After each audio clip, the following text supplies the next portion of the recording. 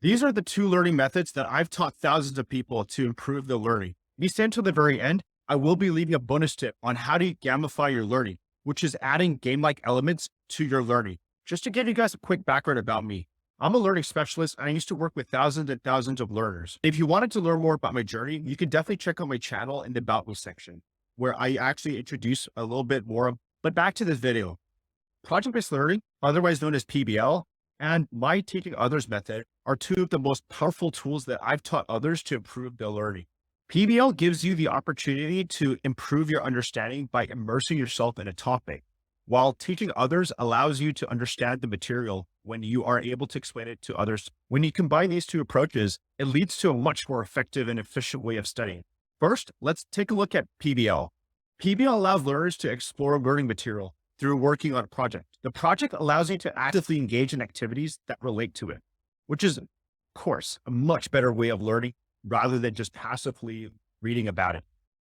Through this deep dive, students can gain an in-depth understanding while simultaneously developing a range of skills such as problem solving, communication, and collaboration. It's definitely not the same as simply working on projects, which is also known as project-oriented learning. So without trying to confuse you with too many loaded terms, I'm going to explain the difference in a very simple way.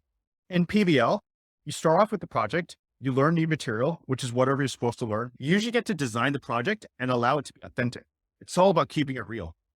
At the very end, you will present a finished product, such as a presentation, video, model, whatever you want. On the other hand, project-oriented learning is simply working on projects. It's basically like an assignment or a task that an instructor asks you to work on. In this case, you learn the material first using traditional learning methods.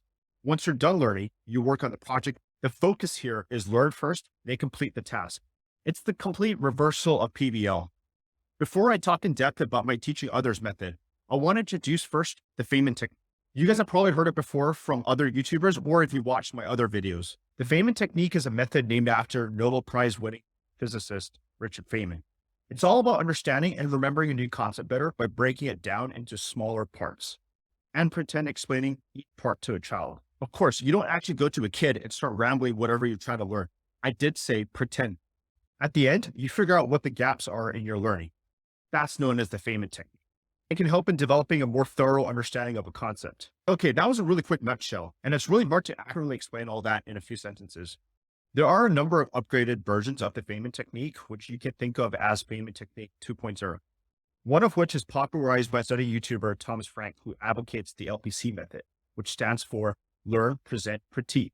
Now on to my teaching others method, which definitely incorporates elements of PBL. There are basically three main steps with my teaching others method. Before I carry on explaining, I do want to mention that I've created a free checklist tool that you can find in the description below and follow along there in case you find any of the terms that we're going to cover a little bit too confusing. I've already tried my best to explain this using as simple English as possible, but with the free tool, you can actually apply it to almost 95% of what you want to learn. So definitely go and check it out there. The first step of my teaching others method, kick off the project. You launch a project by thinking about whatever product you want to create. Also, you got to figure out the learning benchmarks. Learning benchmarks are essentially an outline of the learning material that you're trying to conquer. And it also should include the outcomes. At this step, you should also try to get any initial feedback if possible. Step 2, build the project. You continuously work on building the final product of the project by deep diving into the learning material. It's okay if you get stuck on the learning material. In fact, you don't even have to fully grasp everything, as you can create your product trying to explain the learning material. You can also do a lot of mini assessments to identify gaps in your learning. Oh, and don't even worry if you think your project isn't good enough. That's fine. Step 3, teach others with your product. Now that you have your project product, use it to teach others in your own creative format. The add-on to this is also inspired by the Feynman technique, which is to write a journal about the entire process. You can also figure out where you're weak at. And you need to understand that the whole point of this project product is not to make it perfect. Stop striving for perfection. But amazingly, throughout this whole process, you actually find that it helps you understand the information that you're trying to learn a lot clearer. When you combine project-based learning into my teaching others method, I actually feel that it can help you understand and apply the information that you're trying to learn a lot better. To preempt one of the common questions that I actually get, don't even worry about not having anyone else to learn or give you feedback. Or if you're super shy and you don't want others to know about what you're doing.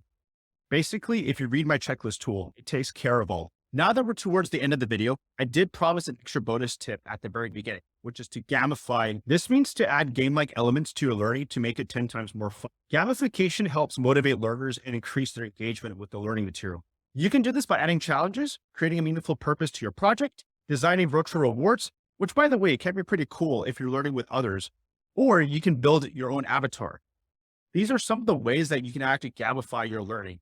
I will go deeper in a video about gamifying in the next few weeks, so please stay tuned. But for now, you can definitely try adding these few things to see if it works.